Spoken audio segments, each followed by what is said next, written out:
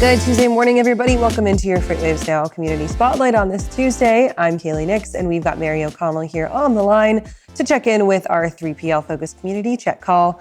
Mary, we are back on the topic of cybersecurity today, this time talking about a direct proponent who is in the space of cybersecurity, McCloud Software. They are in the thick of it on the front line. Talk to me a little bit about what they're doing. Yeah, so we actually kind of broke down some of the nitty gritty because obviously everyone is hearing cyber attacks, ransomware.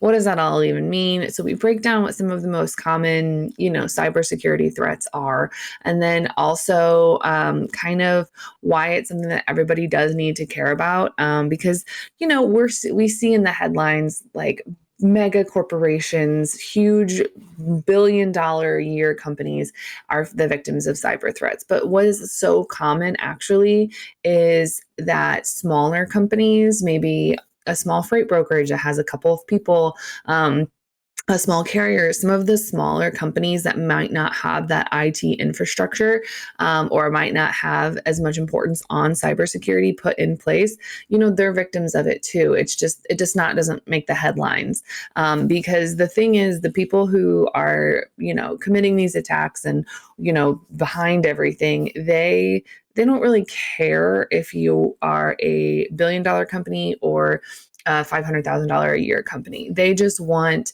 to they just want to make a mark and they just want to hit their target. And so if they get 10 companies to give them $1,000 a day, well, that's a pretty good day versus, trying to get millions out of a big company. So it's happening all the time. So that's why it's really, really important for freight brokers, for 3PLs, for even agents to be more on top of things and to kind of be on the lookout. Just because you think that you're immune because you're a small company and, they won't care about us, we don't make enough to matter. No, they do. They'll just take the money from you because they know that more often than not, you don't have that IT infrastructure to go about fix it. You'll just pay the ransomware and carry on with your life. So it is important for everyone to kind of have something in place. And if you're a small company, you likely don't have the means to recoup it or to go after the folks who are the bad actors and the bad agents. So their risk to reward is honestly pretty low. McCloud is so interesting because they are a legacy software provider, right? They've been in the TMS game for forever, and they have a really wide range of folks who use their product, both the small to medium businesses. Some of the biggest enterprise fleets are run off McCloud. So for folks who maybe hack into their software, it does give them a pretty wide gambit of both things to attack. And then on the flip side, it gives McCloud a very wide gambit of things that need to protect. When they're looking at their protection strategy, do they go kind of like big to small? Like if we can design a solution that works for our biggest enterprise customers, then it should also relatively work for our smaller groups too. Oh, for sure. And that's the thing with McCloud is that, they have been doing it for so long. So they know a lot of what brokers and 3PLs and everybody, they know a lot of what those guys are looking for. So if you come to them saying like, there's no one that can make a TMS for us, like we're so special, we're so custom, 9 times out of 10, they're going to go, no, we have a solution for you. Just kind of tell us what you need. And so when it comes to like protection, they have that entire network of people. And so they, of carriers and different users and everything like that. So they are able to stop some of those bad actors from even getting in the door. And so it's really nice that they do take security so seriously. And that's something that, they pride themselves on is, not really being subject to some of those threats and keeping their own cybersecurity up and running, because if they go down, well, then suddenly a whole bunch of brokerages go down and then they're not fulfilling their end of the contracts. And obviously everyone's losing millions of dollars, and that's just not very fun. So it's something that they take seriously, and that they also in turn, coach some of their clients on best practices and make sure that they are also kind of fulfilling their end of the bargain. So that way everyone in their network is kind of fully protected, which is fantastic, because a lot of times when you have some of those software partnerships, there's not a lot of emphasis on, okay, well, I'm going to kind of help you and kind of coach you through what you need to do for maybe the rest of your organization, or just bring up things for you to consider. because that's just not a thing. A lot of times you'll find a TMS company that's just like, here's a TMS, have a nice day, hope nothing goes wrong. So let's talk a little bit about integrations because that's kind of a big buzzword across the freight tech space. And it's one that both has a lot of meaning, but also doesn't have a lot of meaning, which I think is interesting to think about, right? We see actors who are like Highway, who are a business who has built itself on being this single point of contact for fraud prevention. Okay, that's great. But now you have to go in and you have to talk about expanding your business model by offering yourself to integrate with these TMS providers. You take your solution and fit it into the solutions that other folks have built.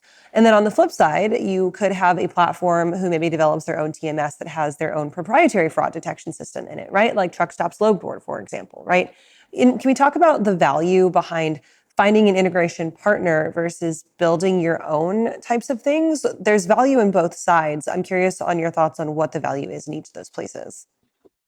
Yeah. So, like you said, there's a time and a place for both. And a lot of it, I think, comes down to your own personal resources and where you put your priorities. I mean, any leadership, coaching, pretty much anything you're going to find about running a business is going to say where you put your priorities, it's going to grow. So if you know that your core business is moving freight and you don't really want to invest in building your own technology, you just want to go to someone and say, hi, can I have this? Please make these adjustments. Please kind of adjust things as I need them. If you know that that's what you want to do, then absolutely no way should you be kind of building your own cybersecurity. There's plenty out there that you can get.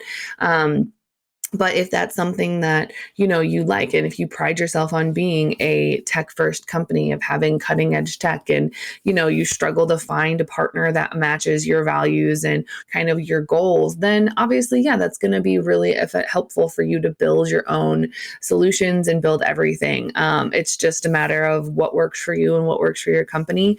But I would say, especially when it comes to areas of security and everything like that, I personally am hesitant against building my own solution, just because there are so many out there that are affordable that can do a much better job, much faster than building it completely from scratch. Because if you think about it, while you're building it from scratch, what do you have in place right then? Like, what do you have in place then? If you use those companies to kind of fill the gap until your solution's ready, that's fine. But it's just really comes down to what are your priorities and what's more important to you. Is it growing your client list, growing your business, making relationships with carriers, or building technology? And I would say even a couple years ago, that integrations, they weren't always 100% successful. But I think that now we can't really say that anymore, because there are so many people asking the right questions ahead of time to make sure that this integration will be completed and successful.